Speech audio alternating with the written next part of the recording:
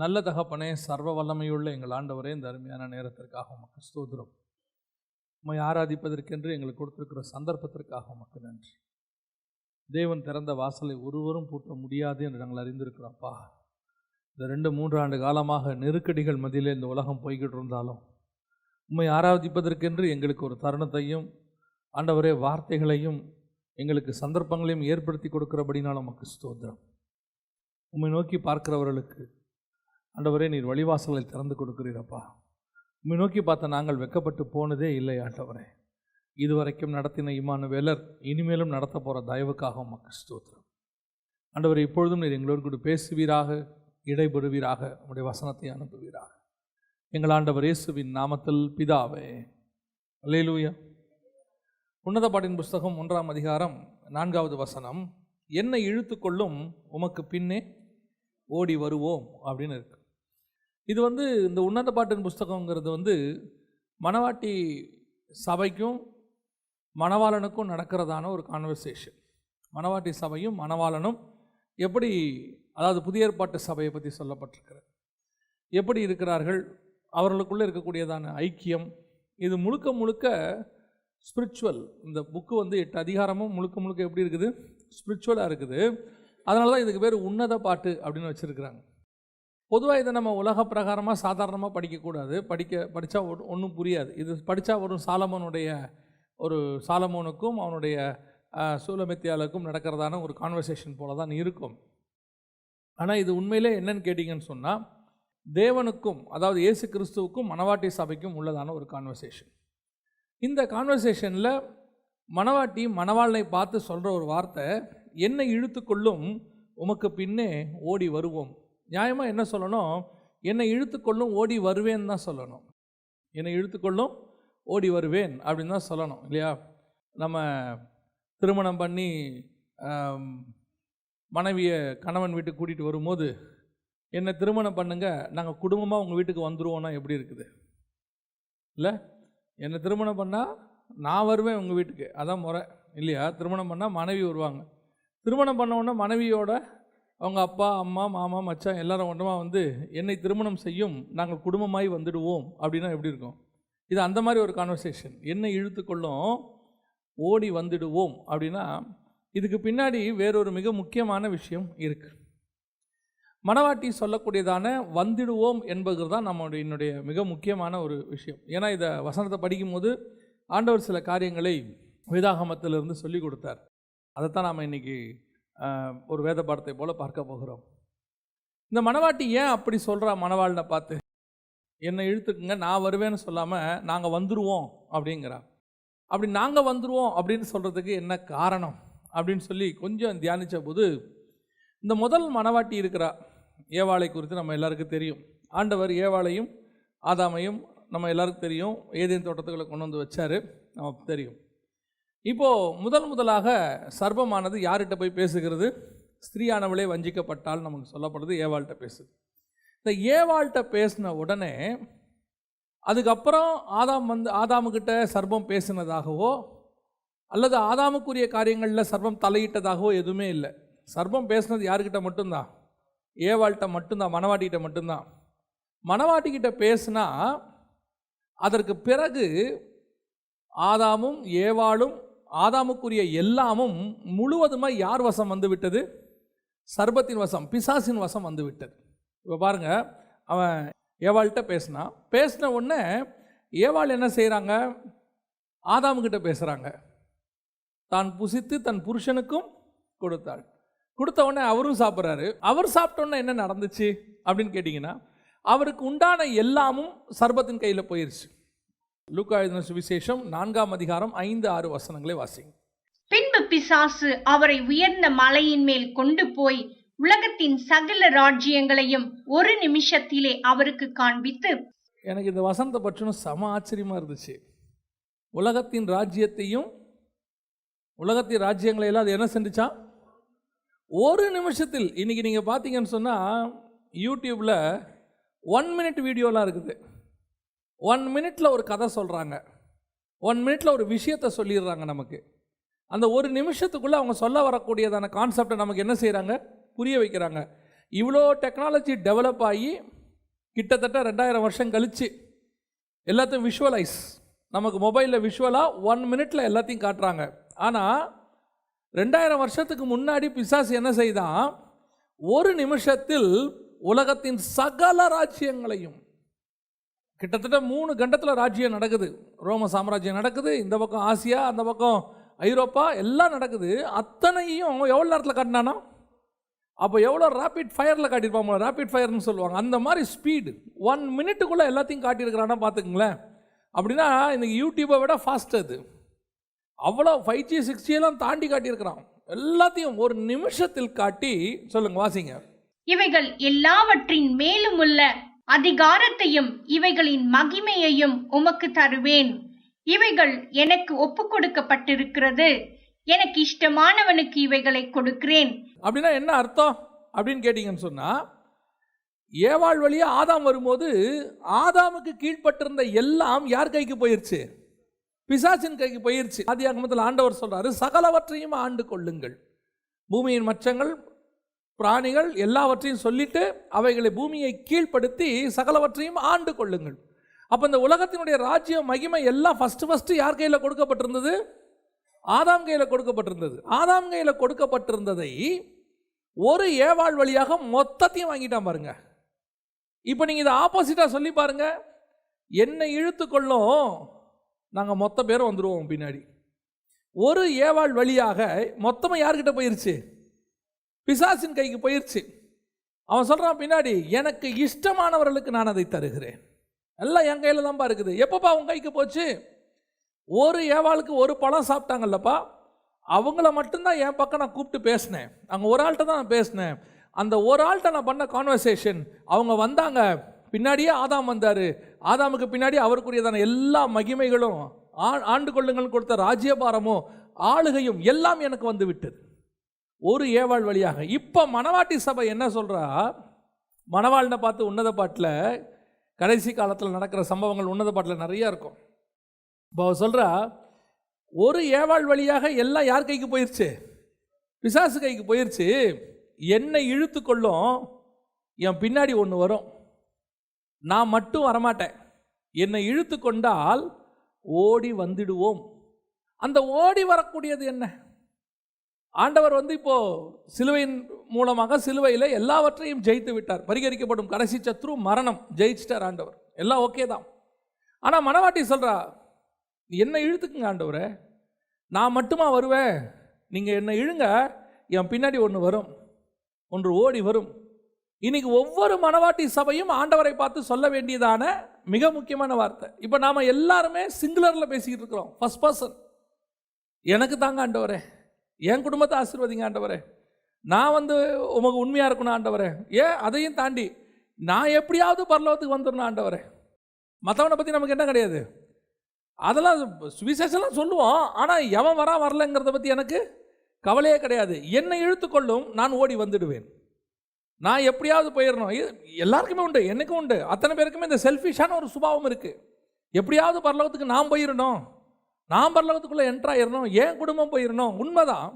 ஆனால் அதையும் தாண்டி மணவாட்டிக்கு இருக்க வேண்டிய சுபாவம் என்ன? என்னை இழுத்துக்கொள்ளும், நான் மட்டும் இல்லை, ஓடி வந்துடுவோம். அப்போ யார் வருவா? என்னை இழுத்து கொண்டீங்கன்னா என்னென்ன வரும் அப்படின்னு கேட்டிங்கன்னா, முதலாவது வாசிங்க, யோவான் எழுதின சுவிசேஷம் 4ஆம் அதிகாரம் 16 முதல் 19 வரை வாசிங்க.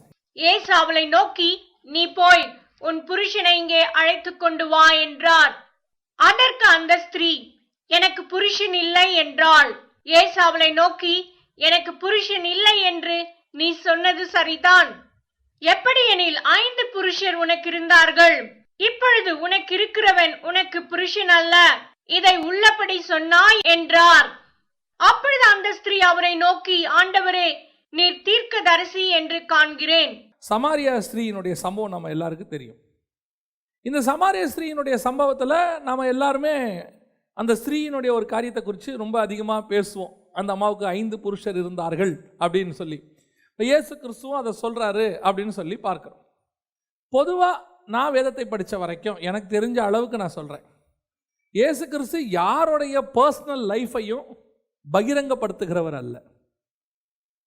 யாரை குறித்தும் பகிரங்கமாக அவங்களுடைய பர்சனல் லைஃப்பை கேவலப்படுத்தக்கூடியதான ஒரு தேவன் கிடையாது. அவங்களுக்கு என்ன பர்சனல் லைஃப் இருந்தாலும் அது அவர்களுக்கும் தேவனுக்கும் உண்டே ஒழிய அதை ப்ரொபகேண்டா பண்ணுற ஆண்டவர் நம்முடைய ஆண்டவர் கிடையாது.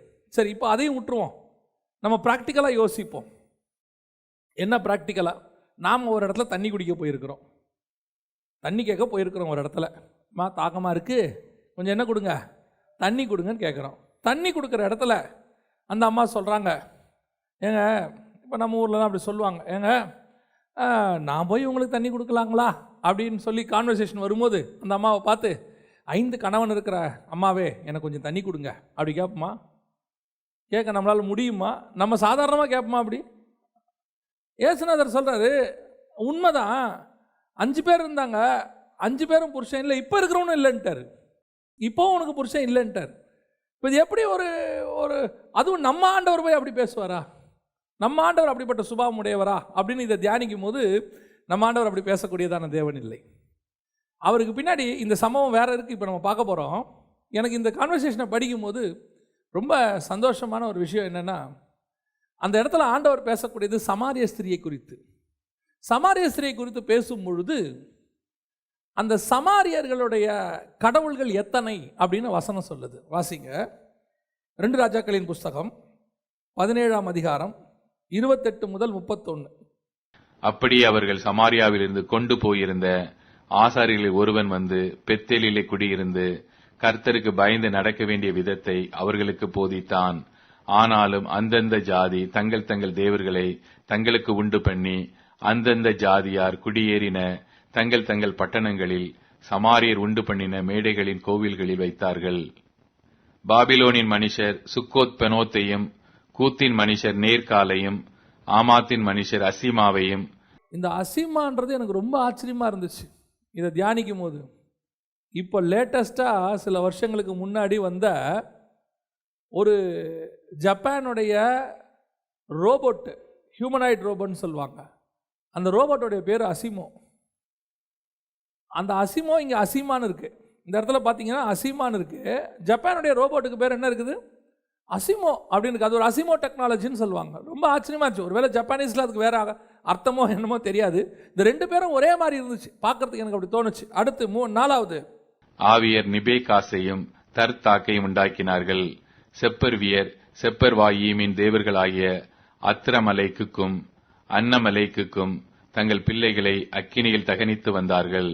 இப்போ 5 புருஷர் இருக்கிறாங்க அந்த இடத்துல, 5 மேடைகள் இருக்குது, 5 பேர் அங்கே 5 கடவுள்கள் இருக்கிறாங்க. ஒன்று பாபிலோனிய கடவுள், 2வது கூத்தின் கடவுள், 3வது ஆமாத்தின் கடவுள், 4வது ஆவியரின் கடவுள், 5வது செப்பர்லாயின் கடவுள். இதுதான் சமாரியர்கள் உண்டு பண்ணதான மேடை. சமாரியருடைய 5 கடவுள்கள். ஒவ்வொருத்தருக்கும் ஒவ்வொரு கடவுள்கள் இருக்கும். சிலருக்கு 10 கடவுள் இருக்கும், சிலருக்கு 100 கடவுள் இருக்கும். இப்படி கடவுள்கள் நிறையா இருக்கும் பாருங்களேன். கிரேக்கர்களுக்கெல்லாம் நிறைய கடவுள்கள். சமாரியாவிற்கு 5 கடவுள். இப்போ ஆண்டவர் எதை பற்றி சமாரிய ஸ்திரீகிட்ட பேசுகிறாருன்னா, அவள் பர்சனல் லைஃப்பை பற்றி பேசல. ஒருவேளை அவள் பர்சனல் லைஃப்பில் அப்படி இருக்குதா என்ன நமக்கு தெரியாது. ஆனால் அவகிட்ட கர்த்தர் பேசுகிற விஷயம் என்ன தெரியுமா? ஏன் நான் உங்களுக்கு அதை சொல்கிறேன் அப்படின்னு கேட்டிங்கன்னு சொன்னால், அந்த யோவான் எழுதின சுவிசேஷத்தை நீங்கள் 4ஆம் அதிகாரத்தில் கீழே வாசிக்கும் போது கர்த்தர் சொல்லக்கூடியதான புருஷன் யாரு அப்படின்னு அந்த இடத்துல தெளிவாக இருக்குது. நல்லா கவனிங்க, 18வது வசனம் வாசிங்க. 4:18 யோவான். எப்படி எனில் 5 புருஷர் உனக்கு இருந்தார்கள், இப்போது உனக்கு இருக்கிறவன் உனக்கு புருஷன் அல்ல. ஆனா 17ஆம் வசனத்தில் அவ என்ன சொல்றா பாருங்க, அதற்கு அந்த ஸ்திரீ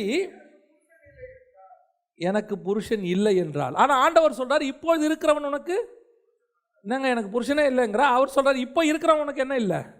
அப்படின்னா என்ன அர்த்தம்? சமாரியர்களுக்கு 5 கடவுள்கள் உண்டு. அந்த கடவுள்களை விட்டுட்டு சமாரிய ஸ்திரீ இப்போ எங்க வந்துட்டா? நியாயப்பிரமாண யூதர்கிட்ட வந்துட்டா, யூத முறைமைக்குள்ள வந்துட்டா. இப்போ ஆண்டவர் சொல்றாரு, நியாயப்பிரமாணப்படி இருக்கிற இந்த புருஷரும் இந்த மெத்தடும் உனக்கு கிடையாது. இங்க ஒருத்தர் இருக்கிறாரு, இவர்தான் உண்மையான மணவாளன்.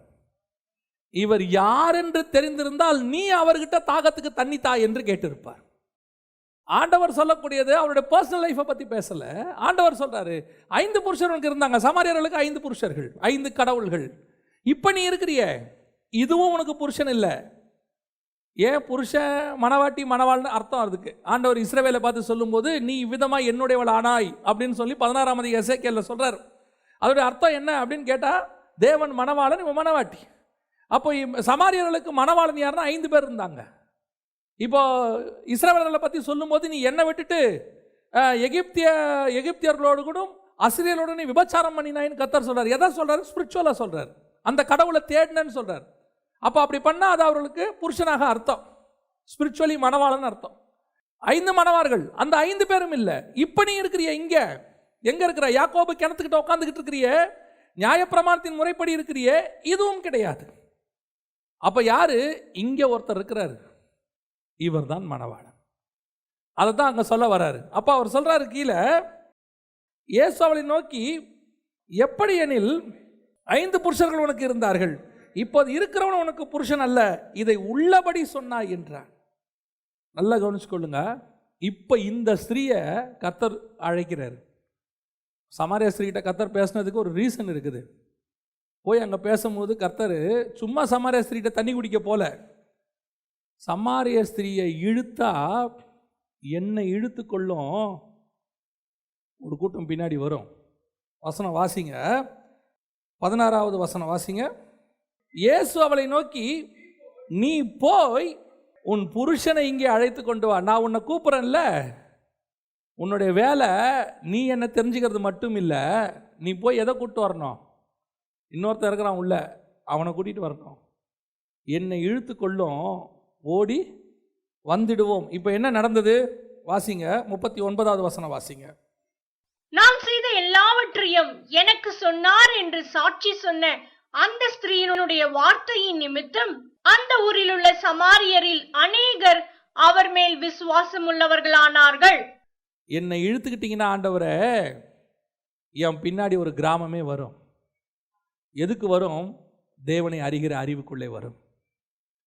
அப்போ கர்த்தர் ஏன் நம்மளை அழைச்சிருக்கிறாரு அப்படின்னு கேட்டிங்கன்னா, வெறும் உங்களை மட்டும் கொண்டு வந்து பரலோகத்துக்கு கூட்டு போகிறதுக்கு அல்ல, உங்கள் பின்னால் தேவனை அறியாத சமாரிய கூட்டம் ஒன்று இருக்கிறது. உங்களுக்கு பின்னால் வேறு தேவர்களை சேவிக்கிற கூட்டம் ஒன்று இருக்கிறது. உங்களுக்கு பின்னால் வேறு புருஷர்களை நாடிக்கொண்டிருக்கிற ஒரு கூட்டம் இருக்கிறது. அந்த புருஷனை அழைத்து கொண்டு வருவதற்குத்தான் கர்த்தர் உங்களை அழைச்சிருக்கிறார். அதான் அதோடைய அர்த்தம். ஸ்பிரிச்சுவல் அர்த்தம் என்ன? உங்களை இழுத்தா உங்க பின்னாடி ஒரு கூட்டம் வரும். சுவிசேஷம் அறிவிப்பது உங்கள் மேல் விழுந்த கடமையாக இருக்கிறது.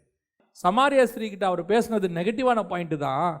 ஆனால் வசனம் சொல்லுது, அவ போய் அந்த சமாரிய கிராமத்தையே கூட்டிட்டு வந்துட்டான். அதுதான் என்னை இழுத்து கொள்ளும், நாங்கள் ஓடி வந்துடுவோம். நான் மட்டும் வரமாட்டேன் ஆண்டவரே, உமக்கு பின்னால் ஒரு கூட்டத்தை அழைத்து கொண்டு வருவேன். சுவிசேஷம் அறிவித்தல் நம் மேல் விழுந்த கடமை. ஆண்டவர் உங்களை கூப்பிட்டது உங்களை மட்டும் ரட்சிக்கிறதுக்காக இல்லை, உங்கள் குடும்பத்தை மட்டும் ரட்சிக்கிறதுக்கு இல்லை, சுவிசேஷம் சொல்லுவதற்கு தான் கர்த்தர் அழைத்திருக்கிறார். இன்றைக்கி நம்ம சுவிசேஷம் சொல்கிறோமா? இன்றைக்கி சுவிசேஷம் நம்மக்கிட்ட ஒரு காலத்தில், நான் சொல்கிறது ஒரு காலம்னா ரொம்ப லாங் இல்லை, லாங்காகோ சோலாங்காகோலாம் கிடையாது. இதே ஒரு 20 வருஷத்துக்கு முன்னாடி, 25 வருஷத்துக்கு முன்னாடி நான் சொல்கிறேன். யாருமே எங்களுக்கெல்லாம் சுவிசேஷம் சொல்லுங்கன்னெலாம் போதிச்சதே கிடையாது. எனக்கு முதல் நாள் எனக்கு நான் ஆண்டவரை ஏற்றுக்கொண்டு ஒரு 2-3 நாள் தான் இருக்கும். வீட்டுக்கு தெரியாமல் தான் நான் பேப்டிசம் எடுத்தேன் முதல்ல. அதான் முதல்னா ஒரு பேப்டிசம் தான், வீட்டுக்கு தெரியாமல் தான் பேப்டிசம் எடுத்தேன். அப்படி இருக்கும்போது அதுக்குள்ளேயே என்னுடைய நண்பர்கள் பாதி பேருக்கு, எனக்கு தெரிஞ்சவங்களுக்கெல்லாம் சொல்லிட்டேன் இயேசுவை பற்றி. இதுக்கு காரணம் எனக்கு சுவிசேஷ பாரம் அதெல்லாம் கிடையாது. நான் எப்பவும் சொல்லுவேன், ரட்சிப்பில் சுவிசேஷம் ஒரு பார்ட். உங்களுடைய ரட்சிப்பில் சுவிசேஷம் ஒரு பார்ட். நீங்கள் ரட்சிக்கப்பட்டது உண்மை என்று சொன்னால், உங்களுடைய ரட்சிப்பின் அனுபவம் சரியான அனுபவம் என்று சொன்னால், உங்களால் சுவிசேஷம் சொல்லாமல் இருக்க முடியாது. ஏன்னு சொன்னால் அது அதில் ஒரு பார்ட். அது இப்போது நீங்கள் ஒரு கடைக்கு போகிறீங்க, ஒரு நல்ல விஷயத்தை பார்க்குறீங்க, ரொம்ப சீப்பாக இருக்குது, நல்ல பொருளாக இருக்குது. நீங்கள் வீட்டுக்கு வந்த உடனே உங்கள் ஆட்டோமேட்டிக்காக நீங்கள் யாருக்காவது ஃபோன் பண்ணி அக்காவுக்கோ தங்கச்சிக்கோ நண்பர்களுக்கோ, இங்கே ஒன்று போனேன் ரொம்ப சீப்பாக இருக்குது, நீ வேணால் போய் பாரு அப்படின்னு சொல்லுவோம். குறைஞ்சபட்சம் நம்ம ஃபோன் பண்ணாட்டி யாராவது ஃபோன் பண்ணுறவங்களுக்காக சொல்லுவோம், நான் இன்றைக்கி ஒரு இடத்துக்கு போனேன் ரொம்ப நல்லா இருந்தது, ஃப்ரீயாக இருந்தால் போய் பாருங்கள். மார்க்கெட்டிங்கில் கூட என்ன சொல்லுவாங்கன்னு கேட்டிங்கன்னா, இந்த 1-to-1 மார்க்கெட்டிங் தான் இருக்கிறதுலையே நம்பர் 1ன்னு சொல்லுவாங்க. இது டிஃபால்ட்டாக நம்ம ஆத்மாக்குள்ள கர்த்தர் வச்சிருக்கிற ஒரு சுபாவம். அது நம்ம ஆத்மா, இதெல்லாம் வந்து யாரும் சொல்லி கொடுத்து வந்ததில்லை, தனியாக ப்ராக்டிஸ் பண்ணுறதெல்லாம் கிடையாது. நம்ம ஆத்மாக்குள்ள டிஃபால்ட்டாக இருக்குது. என்ன இருக்குது? என் ஆத்மா ஒரு நல்ல விஷயத்தை தரிசிக்குமானால் நான் உடனடியாக என் ஆத்மா யாருக்காவது அதை சொல்லும். அது வந்து ஒரு தன்மை. எப்படி பசி வந்தால் நம்ம தாங்க முடியாதோ, எப்படி தாகம் வந்தால் நம்மளால் தாங்க முடியாதோ, ஒரு வலி வந்தால் எப்படியாவது நம்ம அதை வெளிப்படுத்துகிறோமோ, அதே மாதிரி சுவிசேஷம் அறிவித்தலும் நமக்குள் இருக்கக்கூடியதான ஒரு சுபாவம். அதை வெளிப்படுத்தியே ஆகணும். அப்படி பண்ணாதான் உங்களுடைய ரட்சிப்பு சரியாக இருக்குன்னு அர்த்தம். அப்போ தான் இந்த வசனத்தின்படி அது சரி. என்னை இழுத்துக்கொள்ளும், ஓடி வந்துடுவோம். சமாரிய ஸ்திரீகிட்ட ஆண்டவர் சொன்னாரா? ஆண்டவர் யாரை தான் கூட்டு வர சொன்னார்? போய் உன் புருஷனை அழைத்து கொண்டு வா. அவருக்கு தெரியும் அவன் இல்லைன்னு. அப்படி ஒருத்தனே இல்லை. அவர் பேசுனது ஸ்பிரிச்சுவல். அப்படி ஒருத்தன் இல்லைன்னு அவருக்கு தெரியும். ஆனால் ஏன் இந்த சமாரிய ஸ்திரீகிட்ட சொல்கிறாரு? அவருக்கு நல்லா தெரியும், நீ ஒரு ஆள் போனால் போதும், ஒரு கிராமம் உன் பின்னால் வரும். எனக்கு அந்த சுபாவம் இருக்குதா? இன்றைக்கி மணவாளனை பார்த்து நீங்கள் நானும் சொல்ல முடியுமா? ஆண்டவரே, இன்றைக்கி யோசித்து பாருங்கள், எவ்வளோ பேர் சொந்தக்காரங்களை ரட்சிக்கப்படாமல் இருக்கிறாங்க. ஆனால் உட்காந்து எவ்வளோ கதை பேசுகிறோம், எவ்வளோ விஷயங்கள் பேசுகிறோம். இன்னும் அந்த ஆத்மா ரட்சிக்கப்படாமல் இருக்குதேங்கிற பாரம் உங்களுக்கு என்றைக்காவது வந்துருக்குதா? நம்ம சொந்த அக்கா தங்கச்சிங்க அண்ணன் தம்பிங்களே இருக்கிறாங்க. சில ஆட்கள்லாம் என்ன சொல்லிடுவாங்க தெரியுமா? அவங்களாம் ரட்சிக்கப்பட மாட்டாங்க. யார் சொல்கிறது? நம்மளே சொல்லிடுவோம், அவங்களாம் ரட்சிக்கப்பட மாட்டாங்க. அதெல்லாம் ரொம்ப வைராக்கியம், அவங்களாம் ரொம்ப ஆர்த்தடாக்ஸு அப்படிம்பாங்க. நான் எப்பவும் சொல்வேன், கர்த்தருக்கு முன்பாக, அதுவும் குறிப்பாக சுவிசேஷத்துக்கு முன்பாக ஆர்த்தடாக்ஸும் கிடையாது. சுவிசேஷம் எல்லா கதவுகளையும் உடைக்கும். ஆண்டவர் என்ன சொன்னார்? கர்த்தராக இயேசு கிறிஸ்துவை விசுவாசி, அப்போது நீயும் உன் வீட்டாரும் ரட்சிக்கப்படுவீர்கள். நேபுகாத் நேச்சார் சிலையை செஞ்சு ஊரே வணங்கணும்னு சொன்ன நேபுகாத் நேச்சாரு எழுதுறான், பரலோகத்தின் தேவனை அல்லாமல், தானியேலின் தேவனை அல்லாமல் வேறு தேவன் இல்லைன்னு எழுதுறான். கர்த்தர் அதை செய்வார். உங்கள் வாயினுடைய அறிக்கையே அப்படி இருக்குது. உங்களுக்கு தெரியணும், ஆண்டவர் என்னை அழைத்திருக்கிறது நான் மட்டுமல்ல, என் பின்னால் ஒரு கூட்டம் இருக்கு. அது முழுவதும் தேவனை அறிவதற்கான ஒரு கூட்டம். அது ஓடி என் பின்னாடி வரும். நீங்கள் போய் கூப்பிடுங்களேன். லூக்கா எழுதின சுவிசேஷம் 8:39-40. இயேசு அவனை நோக்கி, நீ உன் வீட்டுக்கு திரும்பி போய் தேவன் உனக்கு செய்தவைகளை எல்லாம் அறிவி என்று சொல்லி அவனை அனுப்பிவிட்டார். அந்தபடி அவன் போய் பட்டினத்தில் எங்கும் பிரசித்தப்படுத்தினான். இயேசு திரும்பி வந்தபோது ஜனங்கள் எல்லாரும் அவனுக்காக காத்திருந்தபடியால் அவரை சந்தோஷமாக ஏற்றுக்கொண்டார்கள். அல்லேலூயா.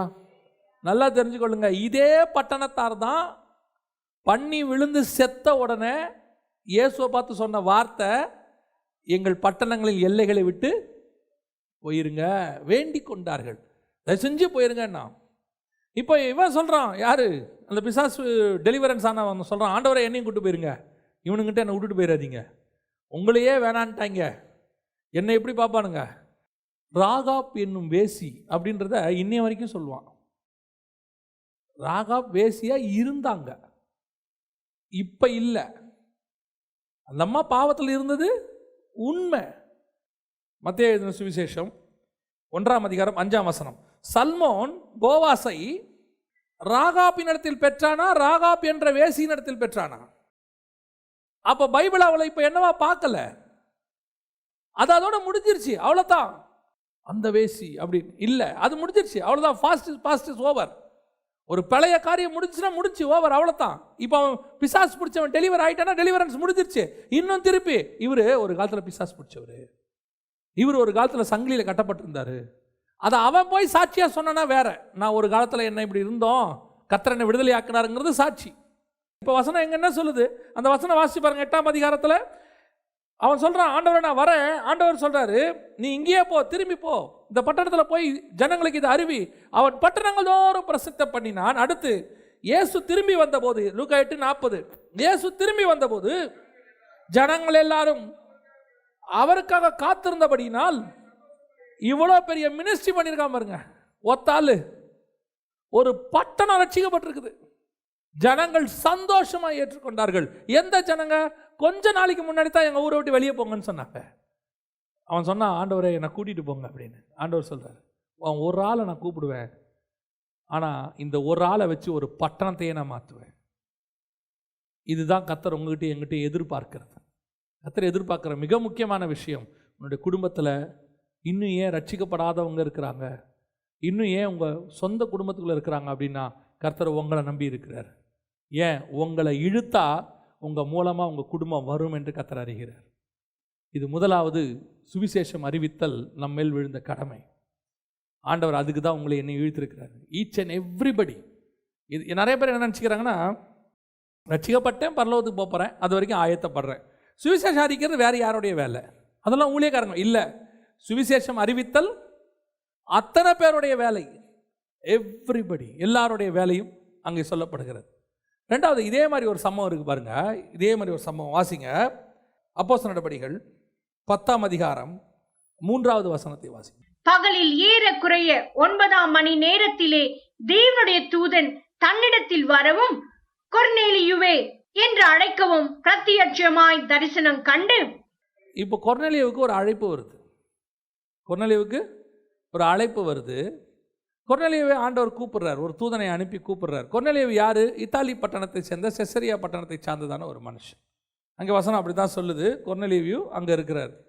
இப்போ கர்த்தர் கொர்நேலியுவை கூப்பிடுறார். கொர்நேலியுவே அப்படின்னு தூதனை அனுப்பி கூப்பிடுறார். எதுக்காக கொர்நேலியுவை கூப்பிட்டாரு? கொர்நேலியு ஒரு பக்திமான், தர்மம் செய்கிறவன், அவன் ஆண்டவருக்கு உண்மை உள்ளவன், எல்லாம் அவனை பற்றின சாட்சி அங்கே இருக்குது. 10ஆம் அதிகாரத்தில் அவனை பற்றி நல்ல சாட்சி இருக்குது. 2ஆம் வசனம், அவன் தேவபக்தி உள்ளவனும் தன் வீட்டார் அனைவரோடும் தேவனுக்கு பயந்தவனுமாய் இருந்து ஜனங்களுக்கு மிகுந்த தர்மங்களை செய்து எப்பொழுதும் தேவனை நோக்கி ஜெபம் பண்ணி கொண்டிருந்தான். எல்லாம் கரெக்ட்பா, பர்ஃபெக்ட். இவனை பற்றி குறை சொல்கிறதுக்கு ஒன்றும் இல்லை. சமாரிய ஸ்திரீ மாதிரியோ அல்லது பிசாசினால் விடுதலையான அந்த மனுஷனை மாதிரியோ எதுவும் சொல்கிறதுக்கு ஒன்றும் இல்லை. Perfect person, perfect. ஆனால் இப்போ கொர்நேலியுவுக்கு ஒரு அழைப்பு வருது. கொர்நேலியு, நீ நல்ல பிலீவர். சமாரிய ஸ்திரீ பிலீவர் கிடையாது. பிசாசினால் பிடிச்சி விடுதலையான மனுஷன் பிலீவர் கிடையாது. அவங்க அப்போ தான் பிலீவராக மாறுறாங்க. அவங்கள எதுக்கு ஆண்டவர் அங்கே இருக்க சொன்னார்னா, அவங்க மூலிமா ஒரு கூட்டத்தை கொண்டு வருவது. இவன் கர்த்தருக்கு பயந்த ஒரு மனுஷன், தேவபக்தி உள்ளவன். ஆனால் இவனுக்கு ஒரு அழைப்பு வருது, கொர்நேலியுவே அப்படின்னு கூப்பிட்றாரு. கூப்பிட்டு, நீ போய் என்ன செய்ய, பேதுருவை வர சொல்லு, அவன் உனக்கு என்ன செய்ய வேண்டும் என்று சொல்லுவான். 6வது வசனம், அவன் தோல் பதடுகிறவனாக சீமோன் என்னும் ஒரு இடத்தில் தங்கி இருக்கிறான். அவனுடைய வீடு கடற்கரை ஓரத்தில் இருக்கிறது. நீ செய்ய வேண்டியதை அவன் உனக்கு சொல்லுவான். இப்போ பேதுரு வந்தாதான் என்ன செய்யணுன்றதையே சொல்ல போறாரு. யாருக்கு? கொர்நேலியுஸ்க்கு. கொர்நேலியுவுக்கு என்ன கட்டளை? நீ போய் என்ன செய்ய, அவனை கூப்பிட்டு அனுப்பு, அவன் உனக்கு என்ன செய்யணும்னு சொல்லுவான். நான் கொர்நேலியு பண்ண வேலை என்ன தெரியுமா? பேதுரு வரப்போகிறான், 2 பேரை அமிச்சாச்சு. அவன் சொல்கிறான், 2 போர்ச்சேவர்களை அனுப்பினான். 2 பேரை தன்னிடத்தில் சேவிக்கிற போர்ச்சேவர்கள் தேவபக்தி உள்ள ஒருவனையும் அழைத்து போய் பேதுருவை கூட்டுவாங்கன்னு அமிச்சிட்டார். பேதுரு போயிட்டு வரும்போது ஆச்சரியமான விஷயம் என்னன்னா, 24வது வசனம் வாசிங்க பார்ப்போம். மறுநாளிலே செசரியா பட்டணத்தில் பிரவேசித்தார்கள். கொர்நேலியு தன் உறவின் முறையாரையும் தன்னுடைய விசேஷித்த சிநேகிதரையும் கூட வரவழைத்து அவர்களுக்காக காத்திருந்தான். இத பேதுரு சொல்லல. இப்பதான் பேதுருவே வரப்போறது இதான். ஆனால் கொர்நேலியுனுடைய சுபாவம் என்ன? நாங்க ஸ்பிரிச்சுவல் பர்சன்ஸ், நாங்க பிலீவர்ஸ், ஆல்ரெடி தான தர்மங்கள்லாம் செஞ்சிட்டு இருக்கிறோம், தேவ பக்தி உள்ளவங்களா இருக்கிறோம், டெய்லி ஜெபம் பண்ற குரூப் ஃபேமிலி. எப்படிப்பட்ட ஃபேமிலி? Spiritual family. ஆனால் இப்போ அவன் என்ன செஞ்சிருக்கிறான்? பேதுருன்னு ஒருத்தர் வராரு, ஆண்டவர் கூப்பிட்டு அமைச்சிருக்கிறாரு, அவனிடத்திலிருந்து எனக்கு ஒரு ஆசீர்வாதம் வரப்போகுது. ஏன்னா கர்த்தர் சொல்லி அவன் வரப்போகிறான். அது எனக்கு மட்டும் இருக்கக்கூடாது, தன் உறவின் முறையையும் தன் விசேஷித்த ஸ்பெஷல் ஃப்ரெண்ட்ஸ், விஐபிஸ்ன்னு வச்சுக்கோங்க, அவன் ஃப்ரெண்ட்ஸ்லேயே விஐபிஸ், வெரி இம்பார்ட்டன்ட் பர்சன்ஸ், அவர்களை கூப்பிட்டு யாருக்காக காத்திருந்தான்? பேதுருவுக்காக காத்திருந்தான். எப்படி இருக்கு பாருங்க இந்த சுபாவம், பாருங்க. இதுதான் என்னை இழுத்துக்கொள்ளும். நீங்க வரும்போது ஒரு கூட்டம் என் வீட்டில் இருக்கும். இது கர்த்தர் நம்மகிட்ட எதிர்பார்க்கிற ஒரு சுபாவம். இப்போ இருக்க சிச்சுவேஷனில் இந்த மினிஸ்ட்ரிக்கு தான் ஆள் வேணும். ஏன்னா இப்போ நீங்கள் போய் ஓப்பனர் மினிஸ்ட்ரி நடத்த முடியாது. கேம்பெயின்ஸ் நடத்த முடியாது, பெரிய பெரிய கன்வென்ஷன்ஸ் வைக்க முடியாது. ஏன்? ட்ராக்ஸ் கொடுக்க முடியாத சிச்சுவேஷன்ஸ் இருக்குது. எல்லாம் உங்களுக்கு நல்லாவே தெரியும். இப்போ செய்ய முடிஞ்ச அற்புதமான மினிஸ்ட்ரி எதுன்னு கேட்டிங்கன்னா கொர்நேலியு மினிஸ்ட்ரி தான். ஒரு வீட்லையும் ஒரு 10 பேர் 20 பேர், நான் சொல்கிறது மேக்சிமம் 10 பேர் 20 பேர் ஒரு விசுவாசியும் தேவ பக்தி உள்ள விசுவாசியாக இருப்பீங்கன்னா கர்த்தர் ஏன் உங்களை ரட்சித்தாரு? ஏன் உங்களுக்கு ஒரு வீடு கொடுத்துருக்கிறாரு? கர்த்தர் ஏன் உங்களுக்கு இப்படி ஒரு விசாலமான பாதையை திறந்து கொடுத்துருக்கிறாரு அப்படின்னா, நீங்கள் உங்கள் குடும்பம் சந்தோஷமாக இருக்கிறதுக்கு இல்லை, நீங்கள் ஒரு கூட்டத்தை தேவன் பக்கம் திருப்புவதற்கு, நீங்கள் ஒரு கூட்டத்தை ஆயத்தப்படுத்துவதற்கு. அதுதான் ரொம்ப இம்பார்ட்டன்ட். நம்ம பாலேங்கிச்சோ ஐயாவுடைய புக்கு ஒன்று இருக்குது, வெற்றி உள்ள ஜபக்குழுக்கள் அப்படின்னு. அவருடைய சர்ச்சு வளர்ச்சி கொரியா முழுக்க மிகப்பெரிய ரிவைவல். அவர் சபை வளர்ச்சி கூட விட்டுருங்க, சபையும் வளர்ந்துச்சு, கொரியா முழுக்க ரிவைவல், எழுப்புதல். எப்படி எழுப்புதல்? ஒரு கூட்டத்திலையும் 50,000 பேர் ரட்சிக்கப்பட்டாங்க, அதெல்லாம் கிடையாது. ஒவ்வொரு ஏரியாலையும் ஒவ்வொரு விசுவாசி வீட்லேயும் கூட்டம், எல்லா விசுவாசி வீட்லேயும் கூட்டங்கள் ஆரம்பிக்கப்பட்டது. இது சும்மா சொன்னால் மட்டும் வராது. பாஸ்டர் கூப்பிட்ட உடனே நாங்கள் ஆரம்பிக்கிறோம், நாம ஒரு 10 பேர் கை தூக்குவாங்க, அதுக்கப்புறம் ஒரு 4 பேர் காணாமல் போயிடுவாங்க, அந்த மிச்சம் 6 பேரும் ஒரு 6 மாதத்தில் காணாமல் போயிடுவாங்க. இது ரிவைவல், கர்த்தர் ஏற்படுத்தின உடனே ஒவ்வொரு வீட்லேயும் கூட்டங்கள் ஆரம்பிக்க அந்த தேசம் முழுவதும் எழுப்புதல் தீ பற்றி எரிந்தது. ஸோ இன்னைக்கு செய்ய முடிஞ்ச சக்ஸஸ்ஃபுல்லான மினிஸ்ட்ரி எது அப்படின்னு கேட்டிங்கன்னா கொர்நேலியுஸோட மினிஸ்ட்ரி. உங்களை ஏன் கர்த்தர் அழைச்சிருக்கிறாரு? உங்களை மட்டும் பரலோகத்துக்கு கொண்டு போவதற்கு அல்ல, உங்கள் மூலம் உங்கள் உறவின் முறையையும் விசேஷித்த நண்பர்களையும் கர்த்தர் நடத்த விரும்புகிறார். இது கர்த்தர் எதிர்பார்க்குற ஒரு மிக முக்கியமான ஒரு கூட்டம். என்னை ஏன் இழுத்தீங்க ஆண்டவரே? நான் மட்டும் அல்ல, என்னுடைய உறவின் முறையிலையும் என் நண்பர்களையும் ஒரு கூட்டம் இருக்குது. எல்லா விசுவாசி வீட்லையும் ஒரு கூட்டம் நடக்கணும். அதுவும் இந்த காலத்தில் கண்டிப்பாக நடக்கணும். நீங்கள் ஒருவேளை கடைசி காலம் வருகை நெருங்கிக்கிட்டு இருக்குது, ஆண்டவர் ரொம்ப சமீபம் சீக்கிரமாக வரப்போகிறாரு, எல்லாம் நமக்கு தெரியுது, தெளிவாக தெரியுது. ஆனால் என்ன ஆண்டவருக்கு நம்ம கொண்டு போக போகிறோம்? ஆண்டவர்கிட்ட நீங்கள் சந்திக்க போகும்போது, பரலோகத்துக்கு போகும்போது என்ன கொண்டு போவீங்க? உங்ககிட்ட இருக்கிறதுல ஒன்றுமே வரப்போகிறதில்ல, எதுவும் வரப்போகிறதில்ல. நீங்கள் அதை யூஸ் பண்ணி சுவிசேஷம் சொல்லுங்கள். குறிப்பாக வீட்டுக்கூட்டம் நடத்துங்க. ஒரு 10 பேர், உங்கள் ஏரியாவில் இருக்கிற ஒரு 10 பேர் அவங்களுக்கு சொல்ல வேண்டிய சுவிசேஷம். இங்கே பாருங்க, அவன் உள்ளே வரான், என்ன நடந்துச்சுன்னு மட்டும் பாருங்க. 10ஆம் அதிகாரம் 44. இந்த வார்த்தைகளை இப்போ ஆண்டவர் கூப்பிட்டு பேதுருவை பற்றி பேசிட்டு இருக்கிறார். பேதுரு ஏஞ்சி பிரசங்கம் பண்ண ஆரம்பிச்சிட்டார். இந்த வார்த்தைகளை பேதுரு பேசி கொண்டிருக்கையில் வசனத்தை கேட்ட யாவர் மேலும் பரிசுத்த ஆவியானவர் இறங்கினார். அவ்வளோதான், நல்லா தெரிஞ்சுக்கொள்ளுங்க. தனியாக அவர் இது நடத்தலை, அனாயிண்டிங் தனியாக ஒரு அபிஷேக கூட்டம்லாம் நடத்தவே இல்லை. அவர் பேசிக்கிட்டே இருக்கிறாரு, பரிசுத்த ஆவியின் அபிஷேகம் இறங்க தொடங்கியது. அவ்வளோதான். ஜனங்கள் பற்பல பாஷைகளை பேச தொடங்கினார்கள். அங்கே வசனம் சொல்லுது, அவர்கள் பல பாஷைகளை பேசுகிறதையும் தேவனை புகழுகிறதையும். 45வது வசனம். பேதுருவோடு கூட வந்திருந்த விருத்த சேதனமுள்ள விசுவாசிகள் கேட்டபோது, அப்போ புறஜாதியார் நடுவில் கர்த்தர் கிரியை செய்கிறாருங்கிறது, மிகப்பெரிய அளவில் பரிசுத்த ஆவி ஊற்றப்படுகிறார் என்பதை அப்பதான் பார்க்குறாங்க யூதர்கள். தேவன் புறஜாதியார் மத்தியில் கிரியை செய்கிறாரியா, பரிசுத்த ஆவி ஊற்றப்படுது, இதெல்லாம் பார்க்குறாங்க. இவ்வளோ பெரியதான ரிவைவலுக்கு யார் காரணம்? ஒரு மனுஷன் வீட்டை திறந்து கொடுத்தது, கொர்நேலியுடைய மினிஸ்ட்ரி. ஆண்டவர் சொல்லலை கொர்நேலியும் வீட்டில் மீட்டிங் நடத்துன ஆண்டவர் சொன்னது, பேதுரு உனக்கு என்ன செய்யணும்னு சொல்லுவான்னு தான் சொன்னார். ஆனால் கொர்நேலியுவுக்கு தெரிஞ்சிச்சு, பேதுரு வரும்போது ஒரு பெரிய பிளஸ்ஸிங் இருக்குது, ஸ்பிரிச்சுவல் பிளஸ்ஸிங். அது எனக்கு மட்டும் இருக்கக்கூடாது, என் சொந்தக்காரனுக்கும் இருக்கணும், என் ஃப்ரெண்ட்ஸுக்கும் இருக்கணும். இதுதான் என்னை இழுத்துக்கொள்ளும், ஓடி வந்துடுவோம். ஆண்டவர் என்ன கூப்பிடுங்க, என் மூலமா ஒரு பெரிய கூட்டத்துக்கே பிளஸ்ஸிங் வரும், பெரிய ஆசீர்வாதம் வரும். பாருங்க, இவங்க பரிசுத்த ஆவியை பெற்றுக்கொண்டாங்க. அடுத்து அவர் என்ன சொல்றாரு? 48வது வசனம். கர்த்தருடைய நாமத்தினாலே அவர்களுக்கு ஞானஸ்நானம் கொடுக்கும்படி கட்டளையிட்டான். அப்பொழுது சில நாள் அங்கே தங்கும்படி அவனை வேண்டிக் கொண்டார்கள். இப்ப யோசிச்சு பாருங்க, சர்ச்சு ரெடி ஆயிடுச்சு கொர்நேலியுஸ் வீட்டில். பரிசுத்த ஆவி அபிஷேகம் வந்தாச்சு, பேப்டிசமும் முடிஞ்சிச்சு, அங்க ஒரு பெரிய கூட்டம் நடக்குது. ஒரே ஒரு ஆள் யார் காரணம்? கர்த்தர் எழுப்பின கொர்நேலியு என்கிற ஒரு மனுஷன். அவனுக்கு டிஃபால்ட்டா தோணுது, வரப்போறது ஒரு பெரிய பிளஸ்ஸிங்யா, அதை நான் மட்டுமல்ல, என் சொந்தக்காரர்களும் பெறணும், என் நண்பர்கள் பெறணும். இந்த தாட் உங்களுக்கு எனக்கும் வரணும். இந்த கடைசி காலத்தில் இருக்கிறதுலையே பெஸ்ட்டு மினிஸ்ட்ரி எனக்கு தெரிஞ்சு நம்பர் 1 எதுன்னு கேட்டால் வீட்டுக்கூட்டம் நடத்துறது தான் இப்போ. ஆனால் ஒவ்வொரு வீடும் கொர்னேலியஸ் வீடு மாதிரி மாறணும். ஒவ்வொரு வீட்டுக்குள்ளேயும் பரிசுத்த ஆவி, நான் சொல்கிறேன், கடைசி கால எழுப்புதலுக்கு அது ஒரு பெரிய காரணமாக இருக்கும். இப்போ இந்த மீடியா மினிஸ்ட்ரிலாம் சொல்கிறாங்க, பெரிய மீடியாவில் ஆண்டவர் பேசுகிறாரு, அது இது காலத்தின் கட்டாயம். இது காலத்தின் கட்டாயம், வேறு வழி இல்லை, பிரசங்கம் பண்ண முடியல, அதனால் பண்ணிக்கிட்டு இருக்கிறாங்க. ஆனால் நான் சொல்கிறேன், நேராக ஜனங்களை பார்த்து பேசுகிற அந்த எஃபெக்ட் வேறு எதுலேயுமே வராது. அப்படி எல்லார் வீட்லேயும் நடக்கணும். இது இப்போ நடந்தால் ரொம்ப நல்லது. இந்த காலகட்டத்தில், அடைக்கப்பட்ட காலத்தில் அந்த மாதிரி உங்கள் வீடுகளில் ஒரு 10லேருந்து 20 பேர் வரைக்கும் கூட்டம் நடந்தால் ரொம்ப நல்லது. ஒவ்வொரு வீடும் கொர்னேலியஸ் வீடாக மாறும். அல்லேலூயா. கடைசியாக வாசிங்க, யோவான் எழுதின சுவிசேஷம் 11ஆம் அதிகாரம் 28வது வசனத்தை வாசிங்க. இவைகளை சொன்ன பின்பு அவள் போய், யார்?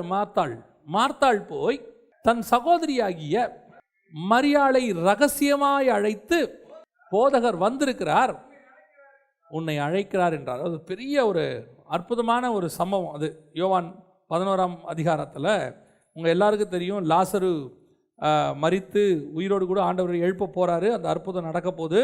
அதுக்கு முன்னாடி நடக்கிற விஷயம், மார்த்தாளுக்கும் மரியாளுக்கும் இந்த ஒரு அதிகாரம் மட்டுமே தனி செய்தியாக எடுக்கலாம். இந்த ஒரு அதிகாரம் மட்டுமே தனி செய்தியாக எடுக்கலாம். அதில் ஒரு விசேஷம் இருக்குது. இப்போ இயேசு கிறிஸ்து எங்கே நிற்கிறாரு? கிராமத்துக்கிட்டே நிற்கிறார், இன்னும் ஊருக்குள்ளே வரல. இப்போ இயேசு மார்த்தாளை கூப்பிடவும் இல்லை. நீங்கள் நல்லா பார்த்தீங்கன்னா, இயேசு வந்திருக்கிறார் என்று மார்த்தாள் கேள்விப்பட்டு, அப்படின்னு 20ஆம் வசனம் 11:20, இயேசு வருகிறார் என்று மார்த்தாள் கேள்விப்பட்ட போது அவருக்கு எதிர்கொண்டு போனால், மரியாளோ வீட்டிலே. ஆமாம், இப்போ மார்த்தாள் இயேசு வந்திருக்கிறாருன்னு கேள்விப்பட்டு ஓடி போகிறாங்க. ஆனால் மார்த்தாளுக்கு பின்னாடி யாரும் வரவே இல்லை. மார்த்தாள் போகிறாங்க. ஆனால் இப்போ இயேசு மரியாளுக்கிட்ட உன்னை கூப்பிட்றாருன்னு மார்த்தாள்கிட்ட சொல்லி அனுப்புகிறார், போய் மரியாளை வர சொல்லு அப்படின்னு. அதில் ஒரு பெரிய ஆச்சரியம் என்னென்னா, இயேசு இன்னும் ஊருக்குள்ளே வரவே மாட்டுறாரு. மரியாள் வந்தால் தான் வருவேங்கிறார். மரியாள் வந்தால் அந்த இடத்துல அதுக்கு ஒரு ரீசன் இருக்குது. இந்த ஒரு அதிகாரம் முழுக்க ஸ்பிரிச்சுவல் தாட்டில் இருக்குது. அதை நம்ம இன்னொரு நாளில் கத்தரிசித்தமான பைபிள் ஸ்டடியாக நம்ம பார்க்கலாம், வேத பாடமாக. இப்போது மரியாளை கூப்பிட்றாரு. கூப்பிட்ட உடனே அதில் ஒரு பெரிய ஆச்சரியம் பாருங்கள். வாசிங்க, 11ஆம் அதிகாரம் 31வது வசனம் வாசிங்க. அப்பொழுது வீட்டிலே அவளுடனே கூட இருந்து அவளுக்கு ஆறுதல் சொல்லிக் கொண்டிருந்த யூதர்கள் மரியாள் சீக்கிரமாய் எழுந்து போகிறதை கண்டு, அவள் கல்லறையின் இடத்தில் அழுகிறதற்கு போகிறாள் என்று சொல்லி அவளுக்கு பின்னே போனார்கள். நல்ல கவனிங்க. இப்போ ஆண்டவர் யாரை கூப்பிட்டுருக்கிறாரு? மரியாளை கூப்பிட்டுருக்காரு. மரியாள் கூப்பிட்ட உடனே அந்த அம்மா உடனே எந்திரிச்சு போயிட்டாங்க. ஆண்டவர் கூப்பிட்றாரு, உடனே ஓடுறாங்க. ஆனால் இந்த அம்மா கூட ஒரு கூட்டம் உட்காந்துருக்குது. இந்த கூட்டம் எதுக்காக வந்த கூட்டம்? இவளுக்கு ஆறுதல் சொல்ல வந்த கூட்டம். இப்போ இந்த கூட்டம் என்ன நினைக்குது? மரியாள் கல்லறையில் போய் அழ போகிறாங்க, ஐயோ பாவம், ஆறுதல் சொல்லலான்னு பின்னாடியே ஓடி வரான். ஆனால் மரியாள் எங்கே போகிறாங்க? கல்லறைக்கு போகிறாங்களா? இல்லை. அப்போ இவங்க ஃபாலோ பண்ணுறது ராங்காக ஃபாலோ பண்ணுறாங்க. நான் சொல்கிறது புரியுதா? மரியாள் கல்லறைக்கு போகல. இவங்களுடைய எதிர்பார்ப்பு அது கல்லறைக்கு போகிறான்னு. ஆனால் மரியாள் எங்கே போகல? கல்லறைக்கு போகல. மரியாள் எங்கே போகிறாங்க? இயேசுகிட்ட போகிறாங்க. இதோடைய அர்த்தம் என்ன தெரியுமா? மரியாள் என்பதற்கு சபைக்கான ஒரு அடையாளம். ஸ்திரீ என்பது சபைக்கான அடையாளம். இன்னும் ஒரு படி மேலே போய் மரியாள்னா மிரியம்னு பேர். மிர்னா சபை, சிமிர்னா சபைக்கான ஒரு அடையாளமாக இருக்குது. அதான் நான் சொன்ன அது ஒரு பைபிள் ஸ்டடி. மரியாள் ஒரு சபைக்கான அடையாளம்னு வச்சுக்கோங்க. ஸ்திரீ என்பது சபைக்கான ஒரு அடையாளம். இப்போ இந்த சபையில் ஒரு கூட்டம் உட்காந்துருக்கு சுற்றி. இந்த சபை அந்த ஸ்திரீக்கு கூட உட்காந்து பேசிக்கிட்டு இருக்கு, ஆறுதல் பண்ணிக்கிட்டு இருக்குது. ஆனால் சபை யாரை நோக்கி ஓடுது? இயேசுவை நோக்கி ஓடுது. இப்போ கூட உட்காந்துருக்கிறவன் இது எங்கே போகுதுன்னே தெரில. அவனா ஒன்று நினச்சிக்கிட்டான், இது எங்கே போகுது? கல்லறைக்கு தான் போகுது அவனா நினச்சிக்கிட்டான்.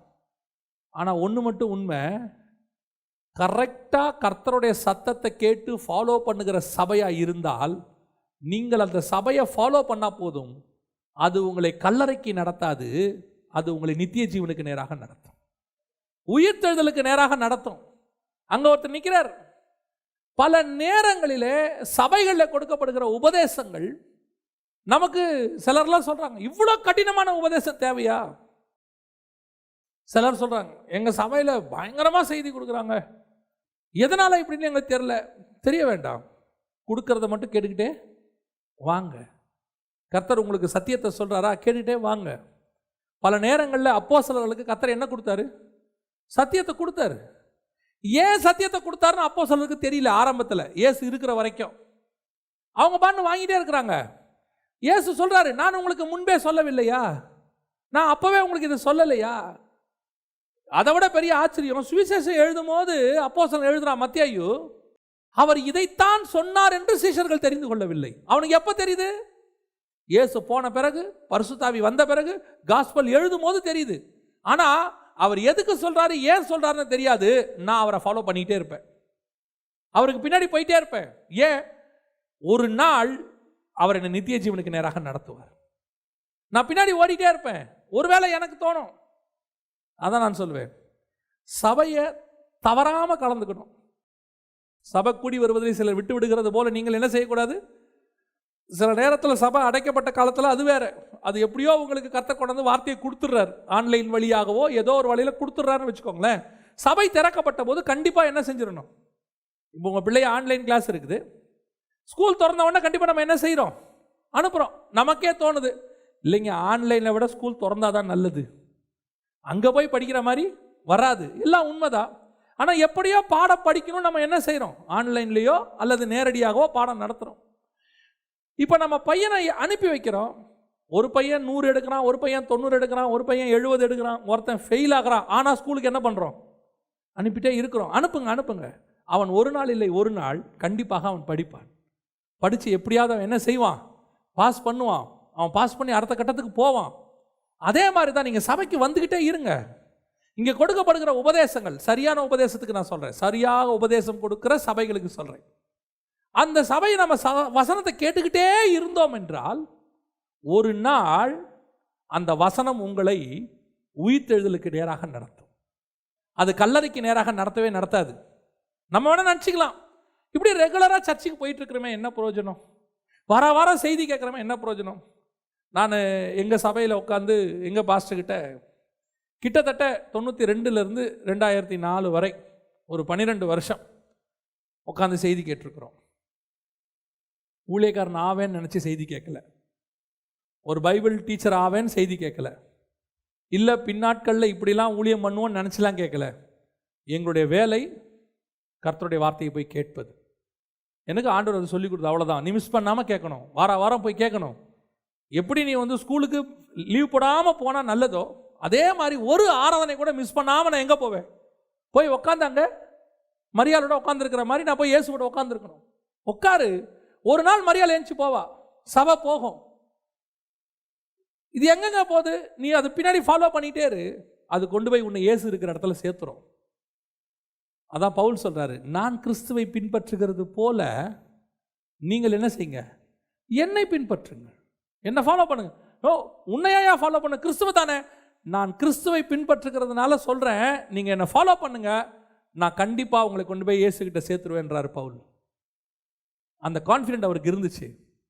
அந்த கான்ஃபிடென்ட் சபைக்கு இருக்கணும், ஒவ்வொரு சபைக்கும் இருக்கணும். அதான் நான் எப்பவும் சொல்வேன், என் சபைக்குள்ளே காலை வச்சாச்சுன்னா அவன் கண்டிப்பாக பரலோகத்துக்கு போவாங்கிற ஒரு நம்பிக்கை இங்கே நடத்துகிறவங்களுக்கும் இருக்கணும், உட்காந்து கேட்குறவங்களுக்கும் இருக்கணும். இப்போ நம்ம யோசிச்சு பாருங்களேன், ஒரு ஸ்கூலில் கொண்டு போய் பிள்ளையை சேர்க்கும் போது என்ன கான்ஃபிடென்ட்டில் சேர்க்குறோம்? கண்டிப்பாக என் பையன் என்ன செய்வான்? பாஸ் பண்ணி நல்ல நிலைமைக்கு வருவான். அவனை சேர்த்துக்கிறவங்களுக்கும் என்ன தோணுது? கண்டிப்பாக இவனை பாஸ் பண்ண வைக்க முடியும். இந்த கான்ஃபிடென்ட் அவங்களுக்கு கூட குறைவாக இருக்கும். சில நேரத்தில் கூப்பிட்டு சொல்லிவிடுவாங்க ஸ்கூலில், இந்த பையன் பாஸ் பண்ண மாட்டான், நீங்கள் வேறு ஸ்கூல் கூப்பிட்டு போயிருங்க, எங்கள் ஸ்கூல் பேர் கெட்டுருன்னு. ஆனால் நான் சொல்லுவேன், சபைக்கு அப்படி ஒன்று கிடையவே கிடையாது. ஒரு சத்தியத்தில் நிற்கிற சபைக்குள்ளே ஒரு விசுவாசி கால் வைத்து விட்டால் அந்த விசுவாசி நரகத்துக்குள்ள கால் வைக்கவே மாட்டான். அந்த சபை அந்த விசுவாசி கொண்டு போய் பரலோகத்தில் சேர்த்துரும். அந்த கான்ஃபிடென்ட் சபைக்கு வரணும், ஒரு ஊழியக்காரனுக்கும் வரணும். நான் மரியாதை ஃபாலோ பண்ணுவையா, ஆனால் மரியாள் கல்லறைக்கு போக மாட்டா, கர்த்தரிடத்திலே போவாள். மரியாள் மரணத்துக்கு நேராக போக மாட்டாள், ஜீவனுக்கு நேராக போவாள். மரியாள் புதைச்சவங்கிட்ட போக மாட்டா, உயிர்த்தெழுதல் பண்ணுகிறவர்கிட்ட போய் நிற்பாள். அந்த கான்ஃபிடென்ட் தான் உங்களுக்கு எனக்கும் வரணும். இருக்கா? கர்த்தர் ஏன் மரியாதை இழுக்கிறார் தெரியுமா? மார்த்தாளை இழுத்தா எவனும் வரமாட்டான் பின்னாடி, அவன் மட்டும் வருவா, கேட்பா, போவா. ஆனால் நீ மரியாதை இழுத்து பாரு, ஒரு கூட்டமே பின்னாடி வரும். யோவான் 11:42 வாசி. நீர் எப்பொழுதும் எனக்கு செவி கொடுக்கிறீர் என்று நான் அறிந்திருக்கிறேன். ஆனாலும் நீர் என்னை அனுப்பினதை சூழ்ந்து நிற்கும் ஜனங்கள் விசுவாசிக்கும்படியாக அவர்கள் நிமித்தம் இதை சொன்னேன் என்றார். நான் இப்போ ஏன் இந்த ஜெபத்தை பண்ணி இந்த கல்லறையெல்லாம் திறக்கிறேன்னா, எனக்காக இல்லை, எனக்கு தெரியும் நீங்கள் செய்வீங்கன்னு. எதுக்காக? இந்த சூழ்ந்து நிற்கிறவனுக்காக. அவர்கள் நிமித்தம் சொன்னேன். அப்போ இந்த சூழ்ந்து நிற்கிறவன்லாம் இங்கே வரணும்னா அதை கொண்டு வரத்துக்கு ஒரு ஆள் வேணும். நான் நிற்கிறது கிராமத்துக்கிட்டே நிற்கிறேன், நான் இன்னும் ஊருக்குள்ளேயே வரல. இயேசு சொல்றாரு, மார்த்தாளை எங்கே சந்தித்தாரோ அங்கேயே நின்று கொண்டிருந்தார். வசனம் அப்படிதான் சொல்லுது. நான் ஊருக்குள்ள வரல, நான் இங்கே தான் நிற்கிறேன். ஆனால் நான் நிற்கிற இடத்துக்கு ஒரு கூட்டம் வரும், அதை கொண்டு வரதுக்கு ஒரு கீ பர்சன் வச்சிருக்கிறேன். அது மார்த்தாளா மரியாளா, ரெண்டு பேரும் ஒரே வீட்டுக்குள்ள தான் இருக்கிறாங்க. ரெண்டு பேருமே அவர்கிட்ட தான் வசனம் கேட்டவங்க. ரெண்டு பேருமே லாசருக்கு அக்கா தான், அதில் எந்த மாற்று கருத்தும் இல்லை. ஆனால் லாசர் உயிர்த்தெழுதுறது ரொம்ப சிம்பிள் ஆண்டவருக்கு. ஏன்னா அவர் முன்னாடியே சொல்லிட்டாரு, வாங்க நம்ம போய் லாசர் என்ன செய்ய போகிறோம், உயிர்த்தெழ பண்ண போகிறோம். அவர் நினச்சிருந்தா நேராக போய் கல்லறையை சீசரில் கூப்பிட்டு கல்லறை தூக்குப்பா, கல்லெடு, லாசர் வா போகலான்னு கூப்பிட்டு போய் நேராக வீட்டில் விட்டுருக்கலாம். ஆனால் பரலோகத்தினுடைய திட்டம், லாசர் உயிர்த்தெழும்போது ஒரு பெரிய கூட்டம் பிதாவின் பக்கம் திரும்ப வேண்டும். அந்த பிதாவின் பக்கம் திருப்புவதற்கு அங்கே இருக்கிற ஒரே ஒரு கீ பர்சன் யாருன்னா மார்த்தாள் அல்ல, மரியாள். என்னை இழுத்து கொள்ளும், ஓடி வந்துடுவோம், நாங்கள் ஒரு குரூப்பாக வந்துடுவோம். ஆண்டவரே, கர்த்தர் ஏன் சும்மா இழுக்கிறாரா யாரையாவது? சில நேரத்தில் நம்ம நினைக்கிறோம், ஏன் அவங்கள செலக்ட் பண்ணுறாரு, ஏன் இவங்கள செலக்ட் பண்ணுறாரு, இவங்களெல்லாம் ஏன் கூப்பிட்றாரு? ஏன் சிலருக்கு ஊழியக்காரன் செலக்ட் பண்ணுறதில்ல, மற்றவங்களுக்கெல்லாம் ஒரு கவலை இருக்குது. இந்த மாதிரி ஆளெல்லாம் ஊழியத்துக்கு வந்திருக்கிறாரு. நல்லா தெரிஞ்சுக்கொள்ளுங்க, அவர்கிட்ட டேலண்டே இருக்காது. அவர் சமாரியஸ்திரியாவே இருப்பார், டேலண்டே இருக்காது. அவருக்கு வேறு ஒன்றுமே தெரியாது. மார்த்தாள் மாதிரி பயங்கரமான உலக ஞானம்லாம் இருக்காது. அது எப்போ பார்த்தாலும் பாதத்தில் உட்காந்துருக்கிற ஆளாகவே இருக்கும். மரியாள் மாதிரி பல லாங்குவேஜஸ் தெரியாது, நல்லா படிச்சிருக்காது. ஆனால் கர்த்தர் அவர் தான் செலக்ட் பண்ணுவார். ஏன் தெரியுமா? அவருக்கு தேவை அற்புதம் செய்கிற ஒரு ஆள் அல்ல, அவருக்கு தேவை நல்லா ஊரை கட்டக்கூடிய, ராமசேஸுக்கு ஊரு கட்டக்கூடிய அறிவாளி அல்ல. அவருக்கு தேவை ஒரு கூட்டத்தை நடத்தக்கூடியவன் ஒருத்தன் தேவை. அவன் அறிவாளியாக இருந்தாலும் சரி, அறிவாளி இல்லாவிட்டாலும் சரி, அவனுக்கு என்ன டேலண்ட் இருக்கு இல்லைங்கிறது முக்கியம் இல்லை. நான் இழுத்தா ஒரு கூட்டத்தோட வர்ற ஆள் எனக்கு வேணும். இல்லையா? நான் சொல்றது உங்களுக்கு புரியுதா? நம்ம எப்பவுமே பாருங்க, ஒரு இன்வெஸ்ட்மெண்ட் பண்ணும்போது ஒன்று போட்டு 1 எடுக்கிறத விட 1 போட்டு 2 எடுக்கிறது, 1 போட்டு 5 எடுக்கிறது, 1 போட்டு 10 எடுக்கிறது, அப்படி எடுக்கிறது தான் ப்ராஃபிட் பேசிஸ். நான் சொல்றது உங்களுக்கு புரியுதா? நம்ம அதிகமாக ப்ராஃபிட் எதிர்பார்க்கணும், என்ன பண்ணுவாங்க? கொஞ்சம் இன்வெஸ்ட்மெண்ட்டு, மோர் ப்ராஃபிட், அதை எதிர்பார்ப்பாங்க. பல நேரங்களில் இதை நம்ம ஆண்டவர் பைபிளில் பேசுகிறார், நெகட்டிவ் பேரபலில் பேசுவார் பல இடங்களில். இப்போ நம்ம ஆண்டவர் எப்படிப்பட்டவர் தெரியுமா? ஒரு மரியாதை கூப்பிடு, ஏன் ஒரு கூட்டமே பின்னாடி வரும். அந்த கூட்டம் வரும், அந்த கூட்டம் உயிர்த்தெழுதலுக்கு நேராக வரும். அந்த கூட்டம் கல்லறைக்கு நேராக வராது, உயிர்த்தெழுதலுக்கு நேராக வரும். இவன் அப்படியே மாறிடுவான் முழுக்க முழுக்க. இந்த சமாரியஸ்திரியை வச்சு கூப்பிட்டாருல்ல, இவங்களாம் யார் சொல்லி வந்தாங்கன்னு வாசித்தோம்? சமாரியஸ்திரி சொல்லி தானே வந்தாங்க. ஆனால் அங்கே என்ன நடக்குது பாருங்க, சொல்லிட்டு முடிக்கிறேன். யோவான் எழுதின சுவிசேஷம் 42வது வசனம் வாசிங்க. அந்த வந்தவங்க சொல்றாங்க அந்த ஸ்திரீயை நோக்கி, உன் சொல்லின் நிமித்தம் அல்ல, அவருடைய உபதேசத்தை நாங்களே கேட்டு அவர் மெய்யான கிறிஸ்துவாகிய உலக இரட்சகர் என்று அறிந்து விசுவாசிக்கிறோம் என்றார்கள். நல்லா கவனிச்சுக்கொள்ளுங்க, சமாரிய ஸ்திரீ கூட்டு வர்றதுக்கு மட்டும்தான். ஆனா அவனை நிலைநிற்க பண்ணுகிறது கர்த்தருடைய வார்த்தை. உங்களை உடனே நம்ம என்ன நினைச்சுக்க கூடாது, இவங்கெல்லாம் என்னால தான் ரட்சிக்கப்பட்டாங்க, இதுல நம்ம விசுவாசி, ஏன் மூலியமா ஆண்டவர்கிட்ட வந்தாங்க. நீ வர்றதுக்கு தான் வழி, ஆனா இங்க நிக்கிறதுக்கு காரணம் நீ கூட்டு வந்தது இல்ல, கர்த்தருடைய வசனம் அவர்கள் நிக்க வச்சிருக்குதான். அவர் பேசுகிறதை நாங்களே கேட்டோம். இன்னைக்கு நிறைய பேருக்கு இங்க ஒரு பிரச்சனை இருக்கு, அதுதான் சொல்லி முடிக்கிறேன். இப்போ என்ன ஒருத்தர் ஆண்டவருக்குள்ள கொண்டு வந்தாரு, அவரை ஒருத்தர் ஆண்டவருக்குள்ள கொண்டு வந்தாரு, நான் ஒருத்தர் ஆண்டவருக்குள்ள கொண்டு வரேன். இப்போ இது என்ன ஆகுது? இதில் எங்களுக்கு ஒரு பெருமையும் இல்லை. ஏன்? நாங்கள் சொன்னதில் 100 பேரில் 4 பேர் வந்தானா பெரிய விஷயம். 4 பேர் வந்ததில் 2 பேர் கர்த்தருக்குள்ள நின்னானா பெரிய விஷயம். அப்போ எங்களால் அல்ல, நாங்கள் ஒரு இந்த போர்டு மாதிரி, டைரக்ஷன் போர்டு மாதிரி, நீங்கள் வர்றதுக்கு கச்சேரி ரோடு, மயிலாப்பூர், திருச்சி இப்படின்னு போர்டு வர்றதுக்கு காரணம் போர்டு தான். வரும்போதெல்லாம் கேட்பாங்க, சர்ச்சுக்கு புதுசாக வரும்போது சொல்லிடுவோம், நீங்கள் இந்த கச்சேரி ரோடுக்கு வாங்க, வந்து இந்த ரைட்டில் பாருங்கள். வர்றவங்க எதை கேட்டுட்டு வருவாங்க? கச்சேரி ரோடு எங்கே, கச்சேரி, இப்படி தான் கேட்டு வருவாங்க. கச்சேரி ரோடு நினச்சிக்கூடாது, இவ்வளோ பேர் பரலோகத்துக்கு போகிறதுக்கு நான் தான் காரணம். எனக்கு மட்டும் கச்சேரி ரோடுன்னு போர்டு இங்கே இல்லாவிட்டால் இவனா வருவானா? நான் சர்ச்சுக்கு வர்றதுக்கு அந்த போர்டு காரணம், ஆனால் நான் பரலோகம் போகிறதுக்கு இங்கே கொடுக்கப்பட்ட வசனம் காரணம், கர்த்தருடைய வசனம் காரணம். அப்போ எனக்கு அந்த பெருமை என்ன செய்யக்கூடாது? என் வீட்டில் கூட்டம் நடத்துகிறோம், நிறைய பேர் ரட்சிக்கப்பட்டாங்க, நிறைய பேர் ஞானசனம் எடுத்தாங்க, கர்த்தருக்கு சோத்திரம், கர்த்தர் என்னை பயன்படுத்தினார்னு சொல்லிட்டு போயிட்டே இருக்கணும். நல்லா தெரிஞ்சுக்கொள்ளுங்க, கர்த்தர் என்னை பயன்படுத்தினார்னா அதை கிருபைன்னு சொல்லிட்டு போயிட்டே இருக்கணும். அதில் என்ன வந்துடக்கூடாது? கரெக்டாக உடைக்கிறான் பாருங்க அவன் சமாரேஸ்வரிக்கிட்ட. சமாரேஸ்வரிக்கிட்ட ஒரு எண்ணம் இருந்திருக்கும் இல்லை, அந்த அம்மாவுக்கு வரும், இவ்வளோ பேரும் இயேசுக்கிட்ட வந்தாங்க, நான் தான் கூப்பிட்டு வந்தேன். அவன் சொன்னான், இது பாரு, உன் வார்த்தைப்படிலாம் இல்லை, நீ சொன்னதான் வந்தோம், ஆனால் அவர் உண்மையிலேயே கிறிஸ்துன்னு அவர் பேசினதில் கண்டுபிடிச்சான். கர்த்தர் சொல்வார், நீ சொல்லி அல்ல, நாங்களே வாயின் வார்த்தைகளை கேட்டோம். அல்லேலூயா. அப்போ எல்லார் வீட்லையும் எல்லாருக்கும் ஒரு எண்ணம் இருக்கணும், ஆண்டவரே என்னை இழுத்துக்கொள்ளும், நான் ஒரு பெரிய கூட்டத்தை நான் கொண்டு வருவேன். எனக்கு பின்னால் சுவிசேஷம் அறிவிக்கிற ஒரு கூட்டம் வரும், எனக்கு பின்னால் ஊழியம் செய்கிற ஒரு கூட்டம் வரும், எனக்கு பின்னால் நித்திய ஜீவனுக்கு என்று ஒரு கூட்டம் வரும். என்னை இழுத்துக்கொள்ளுங்கப்பா, நான் கூட்டிகிட்டு வரேன். ஆனால் காரணம் நான் அல்ல, கூட்டிகிட்டு வர்றது வேண்டியது மட்டும்தான் என் வேலை, அதை நிலைநிற்க பண்ணுறது உங்கள் வேலை. இந்த எண்ணத்தோட ஆண்டவரை பார்த்து நம்ம சொல்லணும், என்னை இழுத்துக்கொள்ளும் நான் ஓடி, திருப்பி சொல்லுங்க, ஓடி வருவோம். இன்னிலேருந்து ஒரு தீர்மானம் எடுக்கணும், நாங்கள் எப்படியும் ஒரு கூட்டத்தை தேவனுக்கு என்று கொண்டு வருவோம், தனியாக நான் போகவே மாட்டேன் அப்படிங்கிற தீர்மானத்தை நீங்கள் எடுத்தீங்கன்னா கர்த்தர் உங்களுக்கு வழிவாசல் திறந்து கொடுப்பார். அல்லேலூயா. நன்றி ஆவியானவரே. எல்லாம் கண்களை மூடி, ஒருவேளை தேவன் உங்களோடு கூட பேசி இருப்பார்னா, உங்கள் ஒவ்வொருத்தருடைய வீடும் கொர்நேலியஸ் வீடாக மாறணும். நீங்கள் ஒவ்வொருத்தரும் ஒரு கூட்டத்தை கொண்டு வரக்கூடியவர்களாய் மாறணும்.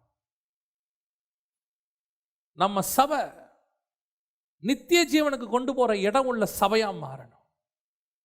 நீங்கள் ஒரு சமாரிய ஸ்திரீ போல, ஒரு கொர்நேலியஸ் போல ஒரு கூட்டத்தை கொண்டு வந்து மரியாள்கிட்ட கொடுத்துட்டா போதும், மரியாள் நேராக கொண்டு போய் இயேசுகிட்ட கொடுத்துருவா. இங்கே எங்கே கொண்டு போகிறாங்கன்ற சந்தேகமே உங்களுக்கு வேண்டாம். நித்திய ஜீவனை சுதந்திரிக்கிற கூட்டமாய் நாம் மாறப்போகிறோம். நாங்கள்லாம் எங்கள் சபைக்கு வரும்போது அப்படி தான் சொல்லுவோம், எங்கள் சபைக்கு வாங்க, ஒரு தடவை வாங்கன்னு கூப்பிடுவோம். காரணம் என்ன தெரியுமா? எங்கள் சபைக்கு வந்தா அவன் ரட்சிக்கப்பட்டு ஆண்டவருக்குள்ளே நிலை நின்று அவன் பரலோகத்துக்கு போவாங்கிற நம்பிக்கை எங்களுக்கு இருந்துச்சு. அநேகரை நாங்கள் அப்படி தான் கூப்பிடுவோம், எங்கள் சபைக்கு வாங்க, எங்கள் சபைக்கு வாங்க. ஏன்? எங்கள் சபை பரலோகத்துக்கு கண்டிப்பாக கூட்டிகிட்டு போகும், அங்கே கொடுக்கப்படுகிற உபதேசம் கூட்டிகிட்டு போகும், அங்கே நடத்தப்படுகிற ஆராதனை மாற்றும், அந்த ஆராதனையில் பரிசுத்தாவின் அபிஷேகம் இறங்கும், அங்கே ஞானஸ்தானத்துக்கு ஒப்பு கொடுக்க வைப்பாங்க. எல்லாம் எங்களுக்கு ஒரு நம்பிக்கை இருந்துச்சு. அதுதான் மரியாள் மேலே உள்ள நம்பிக்கை. நீ பின்னாடியே போ, அது ஒரு நாள் உன்னை கொண்டு போய் இயேசுகிட்ட சேர்த்துரும். அந்த நம்பிக்கை சபை மேலே வரணும். எங்கள் சபைக்கு வந்தால் நாங்கள் கண்டிப்பாக பரலோகத்துக்கு போயிடுவோம் அப்படிங்கிற ஒரு நம்பிக்கை நமக்கு வரணும். நீ ஒப்பு கொடுப்போமா? ஒவ்வொருத்தரும் சமாரிய ஸ்திரியை போல அநேகரை கூட்டிட்டு வர்றவங்களா மாறணும். ஒவ்வொருத்தருடைய வீடும் கொர்நேலியஸ் வீடு மாதிரி மாறணும்.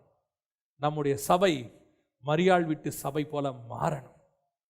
இந்த 3 காரியங்களுக்கு தான் கர்த்தர் உங்களை அழைக்கிறார். நீங்கள் தைரியமாக சொல்லுங்கள், என்னை இழுத்துக்கொள்ளுங்க ஆண்டவரே, நான் ஒரு கூட்டத்தை கொண்டு வருவேன். ஒவ்வொரு ஏரியாலையும் 10 விசுவாசி வீட்லையும் ஒரு நாள் கூட்டம். எல்லா வீட்டுக்கும் ஒரே கூட்டம் வரக்கூடாது. வித்தியாசமான 10 பேரை கூட்டிட்டு 20 பேர் வரணும். பெரிய எழுப்புதல் உண்டா? ஒப்பு கொடுப்போமா? ஒரு வேளை கர்த்தர் பேசியிருப்பாருன்னா ஒப்பு கொடுத்து உங்கள் வீட்டை திறந்து கொடுங்க. பெரிய காரியங்களை இந்த 2022 கர்த்தர் செய்ய போகிறார். நம்ம ஜெபம் பண்ணுவோமா? எல்லாரும் ஒருமனப்பட்டு. கர்த்தர் உங்களோட கூட இடைப்பட்டிருப்பாருன்னா உங்கள் கரங்களை ஆண்டவருக்கு நேராக உயர்த்தி, ஆண்டவரே என்னை ஒப்படைக்கிறேன்ப்பா, என் வீட்டை திறந்து கொடுக்குறேன்ப்பா, என்ன ஒப்படைக்கிற ஆண்டவரே, நான் ஒரு கூட்டத்தை உங்களுக்கு கொண்டு வரத்துக்கு என்ன இழுத்து கொள்ளுங்கப்பா, ஒப்படைப்போமா? எங்கள் சர்வ வல்லமை உள்ள தகப்பனை இந்த அருமையான நேரத்திற்காக உமக்கு ஸ்தோத்திரம். நீங்களெல்லாம் நீங்கள் இழுத்ததுனால தான்ப்பா நாங்கள் வந்தோம். இன்னும் அநேகரை இழுத்து கொள்ளுங்க ஆண்டவரே. ஒரு பெரிய கூட்டம் ஓடி வரட்டும் அப்பா. ஆண்டவரே, ஒரு மோசேக்கு பின்னாடி 6 லட்சம் புருஷர்கள் வந்தாங்களே ஆண்டவரே. ஒரு சமாரிய ஸ்திரீக்கு பின்னாடி ஒரு பெரிய கிராமமே வந்துருச்சு ஆண்டவரே. ஒரு பிசாசு பிடிச்ச மனுஷன் விடுதலை ஆகும்போது ஒரு பெரிய பட்டணமே வந்துருச்சு அப்பா. ஒரு கொர்நேலியஸை கூப்பிடும் போது உறவின் முறைகளும் நண்பர்களும் வந்து நின்றுட்டாங்களேப்பா. ஒரு மரியாளையை அழைக்கும் போது ஒரு வீடே உன் பின்னாடி ஓடி வந்துருச்சு ஆண்டவரே. அதே போல எங்கள் ஒவ்வொரு விசுவாசியும் யாரையாவது இழுத்து உம்மண்டையில் திருப்புகிறவர்களாய் மாறட்டும் ஆண்டவரே. திரளான ஜனங்களை கொண்டு வரவர்களாய் மாறட்டும். எங்கள் சபை மரியாள் வீட்டு சபை போல மாறட்டும். நித்திய ஜீவனுக்கு நேராக ஓடுகிற சபையாய் மாறட்டும். யார் வேணா எங்கள் சபையை பார்த்து என்ன வேணா சொல்லட்டும், இது கல்லறைக்கு போகிற சபை, இது உறவாத சபை, இது அழுகிற சபை, என்ன வேணா சொல்லட்டும். எங்களுக்கு தெரியும், நாங்கள் நித்திய ஜீவனை நோக்கி ஓடிக்கொண்டு இருக்கிறோம். இயேசு இருக்கிற இடத்தை நோக்கி ஓடுறோம். நீங்க ஒப்பு கொடுத்து ஜெபம் பண்ணும், கரத்தில் ஒப்பு கொடுக்கிறோம். நீர் மாத்திரம் மகிமைப்படுங்க ஆண்டவரே. எங்கள் ஆண்டவர் இயேசுவின் நாமத்தில் பிதாவே.